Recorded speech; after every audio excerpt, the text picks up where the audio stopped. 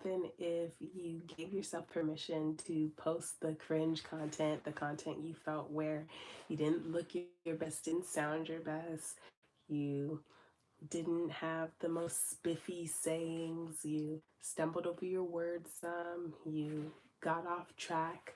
Maybe your background wasn't as clean as you wanted it to be. Maybe your kids' toys is in the background and you forgot to take it out and move it. Maybe you're posting and sharing completely different content that you used to post and share. What if you gave yourself permission to post the cringe content? What would happen?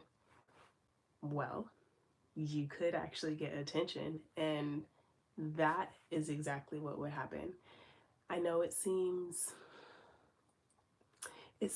like it has to be just perfect. It seems like it has to be just right. But I've been going live for the past week, and for the past 7 days, I've actually gone live. This is my eighth time or ninth time because I went live twice in a day, 2 times.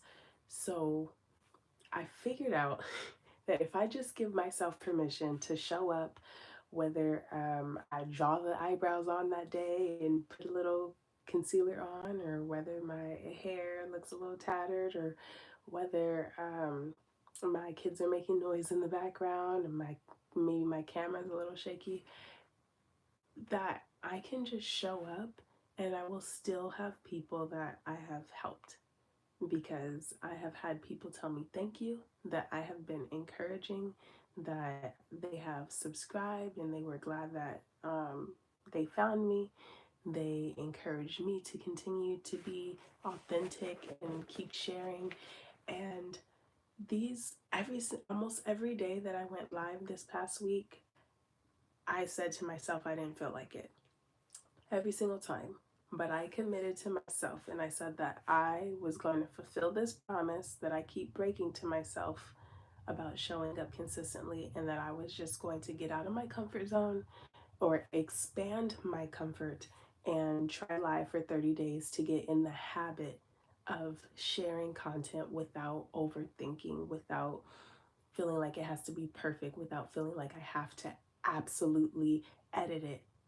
Because I have pre-recorded videos, I have a nicer camera that looks nicer than my phone and everything, and I'm just like, but wait, I gotta take that out. But wait, I gotta get my bullet points right, and I need my notes, and I need my lights, and I need, my setup, and I need my very good, hey, from San Antonio, Texas, what's up, James? And James, if you have ever felt like everything just has to be in place just right in order for you to be able to share the content, and if you do not check off all the boxes, it ends up staying in your iCloud, or it stays in your phone, or it stays on your computer. Never shared, never seen, like never to be remembered, because days go by, oh, I'll edit it later. Weeks go by, oh, you know what? It doesn't even matter anymore. That content's old. I need to create something else. And then you start the cycle over again. If it hasn't been you, it has been me, because I have terabytes, literally terabytes of iCloud videos that my husband's like, you're taking up all the family iCloud storage of your videos that you won't post on YouTube. You need to go live. My husband's been telling me to go live for years. We're going to have to talk about this storage, because you keep creating these videos. You say you're going to post on YouTube, but you don't post them on YouTube, and you just create more videos. And why do I create more videos? Because I think the ones that I did before were not good enough, so they were just practice, and I'm going to do a new one. And the cycle continued, and then finally I'm like, I need to stop this cycle. And it's so psychological, it's nuts. It's nuts. There's no way that people wouldn't get value from the videos that I created. There's no way. And going live has helped me prove to myself what I kind of knew, but I didn't feel it. Like, I knew it in my head, but I didn't feel it in my heart, if that makes sense. That what I have to share is actually helpful. And I mean, crazy enough, I have I school wise, marketing. I went to college for marketing. That was my favorite subject. That's what I teach in my business, digital marketing strategy, to grow your business online, your personal brand, and I've stopped myself. I have literally self sabotaged myself when I was making progress, when I was getting people interested in my business, inquiring about being customers, like literally people inquiring about wanting to give me money. And then just like becoming like an ostrich and sticking my head in the figurative dirt, hiding. And then they kind of just eventually disappear. Or I followed up once and I didn't follow up again, and they never gave any indication that they didn't want to work with me. It was me not giving myself permission to be as good as I wanted to believe that I was. And we have these ideas and we want to execute the ideas, but when we start executing the ideas, then it kind of really shows us like what the actual grade is, because we can say that we're so good, we're so great, we're so talented in our head, but when you actually have to start doing the thing, then it does feel a little scary to start doing it, because then you start seeing the bumps, right? You start seeing the mistakes and you start seeing the imperfections, and you're like, oh, theoretically, I'm really good at this and I do have great ideas, no doubt. But there are some kinks that I got to work out in order to smooth these things out, right?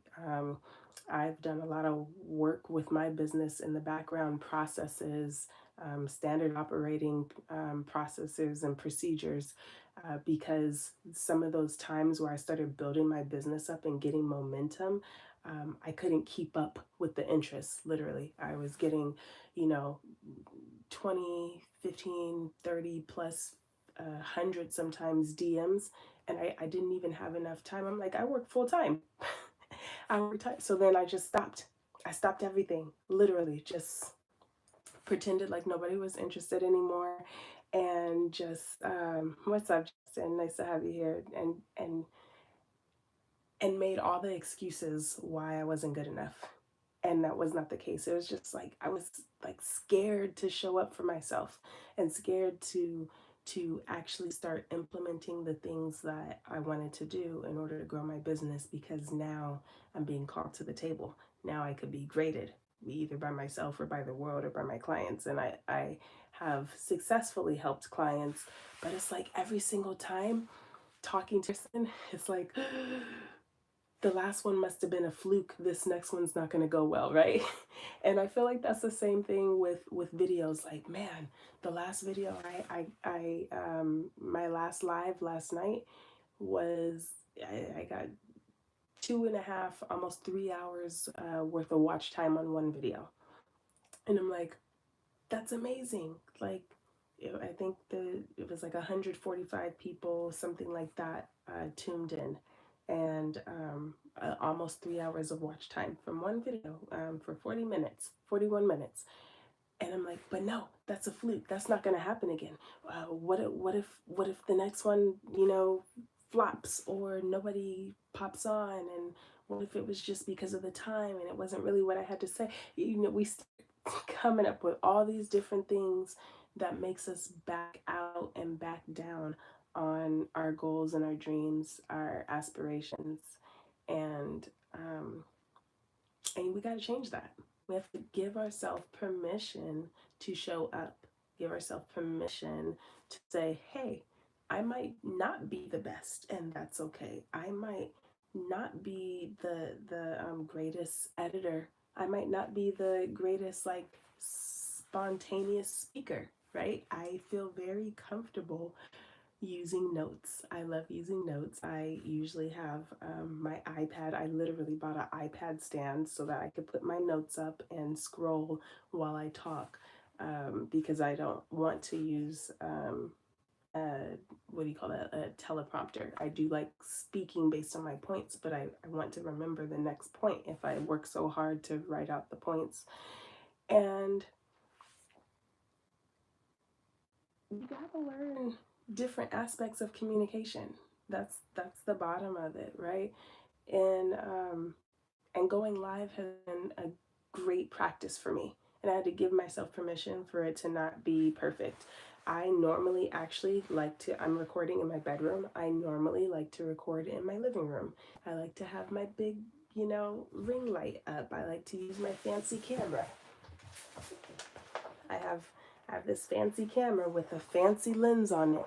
And it's not a cheap camera, but I'm going live every day on old kind of messed up iPhone 12. And not to say that the camera isn't great, but I had a vision for what I wanted my content to be. And if I couldn't have it that way, I just didn't create anything. And I want you to give yourself permission to get out of this box that everything has to be an exact certain way in order for you to show up, and let yourself know that your message is good enough. What you have to say is good enough. You don't have to check a box about, aesthetic black light backgrounds and the RGB lights behind you with the colors. Like, oh yeah, we got the little color behind the T. My husband did that. But here's his robe. And there's one of my kids' little bears. And I'm sitting on the floor in my bedroom. My bed's not made. I don't have a sheet on there. Like I pulled this up so that it looks relatively nice, but this is not my ideal recording situation. And if I lose my train of thought, I just have to take a breath and try to continue. Whereas I can edit my mistakes out. And this has been an amazing practice for me to give myself permission to not have to look all like just completely put together. It's a lot of pressure that I've put on myself to hold up a standard that I have put on myself based on watching other people, right? It's a combination of what I want, but then a combination of what I've also watched other people, and I feel like a lot of other people do that as well. I am a couple questions here. I'm 36 and I'm in LA. And I just want to encourage you to give yourself permission to not be perfect and to show up and let your message be the most important thing that you share.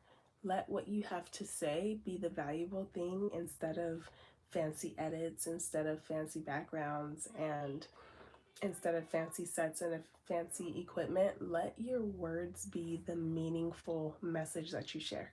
Let your words carry the value. Let your message carry the value. That is what is going to attract your audience. That is what's going to connect deeply with your audience. That is what's going to get people to want to come back and listen to you again. It's not because the edits on the screen, it's not because of what your background looks like. There can be some intrigue. I'm not saying that sets and lights and editing doesn't help, but at the foundation of it, at the core of your content, the core of your content should be your message and what you have to say. It shouldn't be anything else. You shouldn't have to worry about anything else. And so for me, doing my YouTube growth challenge where I go live for 30 days straight, I'm on day 8 at this point, or day 7, excuse me, going into day 8, has just taught me to just show up as is. And there will still be people that want to listen, and still be people thanking me and telling me that I'm encouraging and that I'm helping them.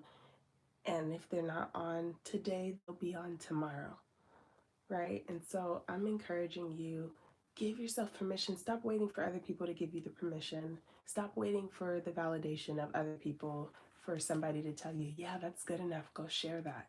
Yeah, that looks really cool, go share that. Because if they don't see your vision, they can't really motivate you to do the thing. You have to motivate yourself to do it. And a lot of times, usually those that don't see your vision, they don't share an interest, they're usually not pushing you to do it most, right? You're usually getting discouraged from pursuing the thing because whoever you're sharing with, even though they may love you, and care about you because they can't see themselves ever fulfilling that dream that you have.